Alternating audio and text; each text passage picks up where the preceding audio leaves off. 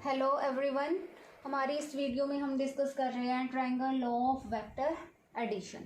सबसे पहले जो है हम इसकी डेफिनेशन जो है विद डायग्राम जो है वो यहाँ पे डिस्कस करेंगे। उसके बाद इसकी डेरिवेशन है। अब सबसे पहले डायग्राम जो है इसकी, उसमें हम दो वेक्टर्स लेंगे और मान लो ये हमारे पास है एक वेक्टर और इसे हम नाम इसका है ए वेक्टर, ठीक है। और सेकंड जो है एडजेसेंट साइड जो इसकी है दैट इज बी वेक्टर, ठीक। तो डेफिनेशन के अकॉर्डिंग क्या है कि अगर दो वेक्टर्स जो है वो रिप्रेजेंट कर रहे हैं मैग्नीट्यूड और direction by the adjacent sides of triangle taken in same order, देखो सेम ही डायरेक्शन में ऐसे जा रहे हैं, एडजेसेंट साइड्स हैं साइड बाय साइड और टेकन इन सेम ऑर्डर, और ये दोनों वेक्टर्स क्या रिप्रेजेंट कर रहे हैं magnitude and direction. Then their resultant, इनका रिजल्टेंट कौन सा होएगा, this one. Then their resultant is completely given in magnitude and direction by the closing side of the triangle taken in opposite order। क्या है definition, अब आप दोबारा समझ लेना कि अगर किसी ट्रायंगल में दो एडजेसेंट साइड्स हैं और जो वेक्टर से रिप्रेजेंटेड है, जो वेक्टर है ये रिप्रेजेंट कर रहे हैं मैग्नीट्यूड और उसका डायरेक्शन, देन उसका रिजल्टेंट क्या होएगा closing side of triangle taken in opposite direction. देखो इन दोनों की डायरेक्शन सेम है लेकिन उसकी डायरेक्शन क्या है, ऑपोजिट है। अब उसके बाद हमने इस डायग्राम को कंप्लीट करना है। क्या है कि यहाँ से हमने एक परपेंडिकुलर ड्रॉ किया और इसे हमने एक्सटेंड कर लिया। ये कितने डिग्री का एंगल बना रहा है, 90 डिग्री का एंगल बना रहा है, ठीक है। और उसके बाद यहाँ पे जो एंगल बन रहा है दिस वन, ये है एंगल थीटा। कौन सा एंगल है, थीटा। और ये वाला एंगल कौन सा है, this is angle alpha. Clear. अब इनको हमने जो है इसे हमने पॉइंट ओ कंसीडर कर लिया, इसे हमने पॉइंट पी कंसीडर कर लिया, इसे हमने पॉइंट क्यू कंसीडर कर लिया और इसे हमने आर या फिर एन लिख सकते हैं। एन आर नहीं लिखना क्योंकि आर हमारा रिजल्टेंट वेक्टर है, तो इसे हम यहाँ पे एन लिख रहे हैं, ठीक है। अब फर्स्ट ऑफ ऑल डेफिनेशन इसकी क्या बन गई, मैंने पहले भी आपको बताया कि डेफिनेशन क्या थी इसकी, कि if two vectors are represented by sides of a triangle taken in same order, ये एडजेसेंट साइड्स है, then the resultant is completely represented in magnitude and direction by the closing side of triangle taken in opposite direction। इनकी direction same है लेकिन इसकी direction opposite होगी। तो अब हमने इसमें फाइंड आउट क्या करना है, सबसे पहले हमने ना इसमें लिख देना है जो जो डायग्राम है, डेफिनेशन के बाद फिर हमने जो जो डायग्राम में जैसे लिखा है कि let A and B vector represent two sides of triangle, let R vector be the resultant vector, then draw a perpendicular Q N and extend O P up to N. फिर उसके बाद हमने magnitude find out करना है, ठीक है। Magnitude of are वो हमने यहाँ पे लिख लेना है, मैग्नीट्यूड फाइंड आउट करना है रिजल्टेंट वेक्टर का और डायरेक्शन फाइंड आउट करनी है। अब हमें सारी साइड्स तो पता है, ओ पी कितना है, ओ ए वेक्टर है, क्यू पी कितना है, बी वेक्टर है, ओ क्यू कितना है, आर वेक्टर है, लेकिन हमें ये नहीं पता, हमने पहले ये फाइंड आउट करने हैं। तो एंगल हमें पता है कि ये अल्फा है, ये कौन सा है, थीटा है। हमने छोटे वाली राइट एंगल ट्रायंगल लेनी है, कौन से वाली, ये वाली ट्रायंगल क्यू पी एन या फिर N B Q. In triangle Q P N तो परपेंडिकुलर कितना है क्यू एन अपॉन हाइपोटेन्यूज कितना है पी क्यू, ये किसके इक्वल होता है, perpendicular upon hypotenuse sine theta के इक्वल। तो Q N upon P Q की वैल्यू कितनी है, बी वेक्टर, ये आ गया हमारे पास साइन थीटा। तो क्यू एन की वैल्यू कितनी आ गई हमारे पास, ये इधर जाके मल्टीप्लाई हो गया, तो Q N is equal to B vector sine theta. ये आ गई क्यू एन की वैल्यू। उसके बाद हमने पी एन फाइंड आउट करना है। पी एन इसमें क्या है, बेस है और ये हाइपोटेन्यूज है। बेस क्या है, N P upon hypotenuse P Q is equal to cos of theta. तो हमने वैल्यू पुट कर दी N P upon P Q की कितनी वैल्यू है, B vector is equal to cos of theta. इधर मल्टीप्लाई हो गया, N P is equal to B vector cos theta. तो एन पी की वैल्यू भी आ गई। अब हम यहाँ पे लिख लेंगे एन पी की वैल्यू कितनी आ गई, यहाँ पे बी वेक्टर कोस थीटा और इसकी वैल्यू कितनी आ गई, बी वेक्टर साइन थीटा आ गई। अब हमने क्या है, मैग्नीट्यूड फाइंड आउट करना है। मैग्नीट्यूड फाइंड आउट करने के लिए हमने बड़े वाली राइट एंगल ट्रायंगल ली। कौन सी है बड़े वाली right angle triangle, Q O N या एन ओ।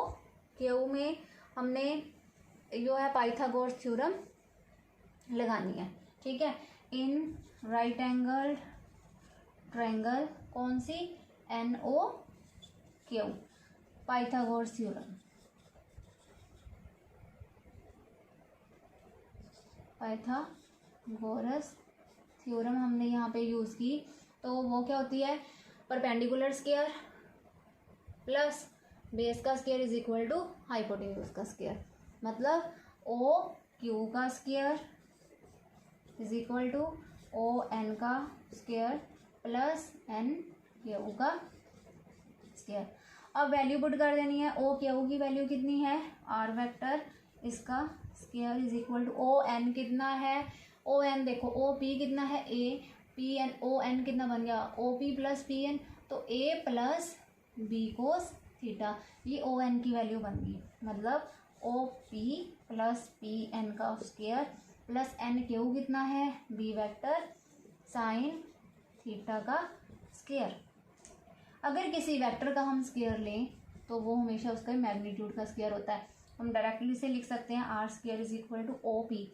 ओ पी की वैल्यू कितनी है, A vector plus P N B vector cos theta square plus B vector sine theta square. R square is equal to, यहाँ पे हम अप्लाई कर सकते हैं ए प्लस बी स्क्वायर का फॉर्मूला। ए क्या है, ए वेक्टर, बी क्या है, बी वेक्टर कोस थीटा। तो ए प्लस बी स्क्वायर का फॉर्मूला क्या होता है, A plus B square is equal to A square plus B square plus 2a B. तो ये वाला फॉर्मूला अब हम यहाँ पे लगाएंगे। क्या आ जाएगा, is equal to A vector का square plus B vector cos theta का square plus 2a vector B vector cos theta plus यहाँ क्या आ जाएगा, बी वेक्टर का स्क्वायर साइन स्क्वायर थीटा। ठीक है जी। उसके बाद क्या करना है, हमने इसे फिर से एक्सपेंड कर लिया। R square is equal to किसी वेक्टर का स्क्वायर स्क्वायर प्लस यहाँ पे आ जाएगा बी वेक्टर का square cos square theta plus again 2a vector B vector cos of theta plus B vector का स्क्वायर कितना आ जाएगा, B square sine square theta. अब हमने क्या करना है, नेक्स्ट स्टेप में यहाँ पे बी वेक्टर का स्क्वायर है, इसे भी हमने दोबारा से इसका स्क्वायर ओपन करना है। तो ये वाली डायग्राम हम अभी नहीं अरेज करें क्योंकि हमने डायरेक्शन भी फाइंड आउट करनी है। तो यहाँ तक जो है, इसके बाद हमारे पास आ गया R square is equal to A square, फिर प्लस बी वेक्टर का स्क्वायर कितना बन जाएगा, बी स्क्वायर, साथ में क्या है cos square theta plus 2a vector B vector cos of theta plus B square sine square theta. तो यहाँ पे B square cos square theta B square sine square theta, इनमें से बी स्क्वायर कॉमन निकाल लेंगे। तो हमारे पास क्या आ गया, R square is equal to A square plus B square cos square theta plus sine square theta plus 2a vector B vector cos of theta.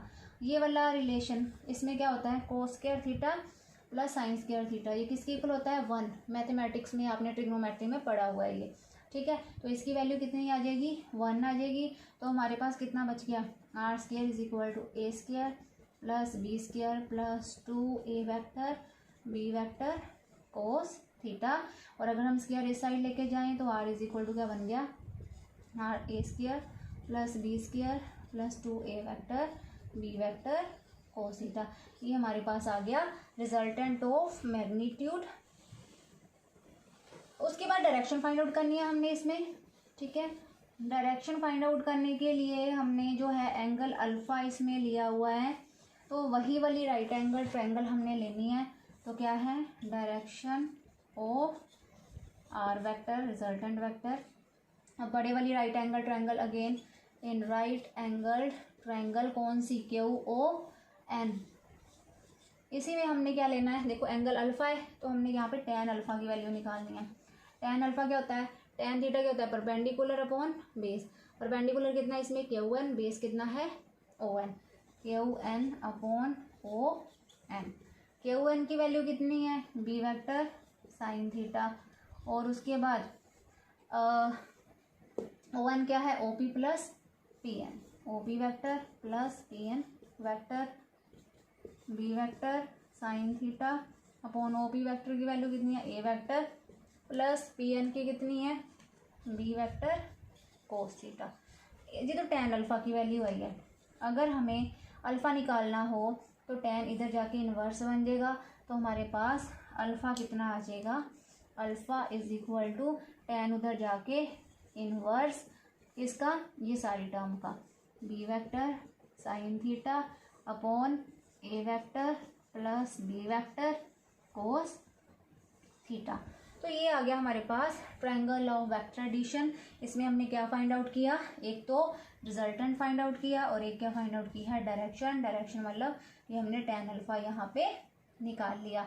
अभी ऐसे ही हम नेक्स्ट वीडियो में parallelogram law of vector addition जो है वो discuss करेंगे, ठीक है। उसमें 3 केसेस भी है, उसमें हमने अलग अलग जो है वैल्यूज़, 3 केसेस हैं, अलग अलग वैल्यूज़ जो है अलग अलग जो है रिजल्टेंट और जो है डायरेक्शन वहाँ पे फाइंड आउट करेंगे 3 केसेस में।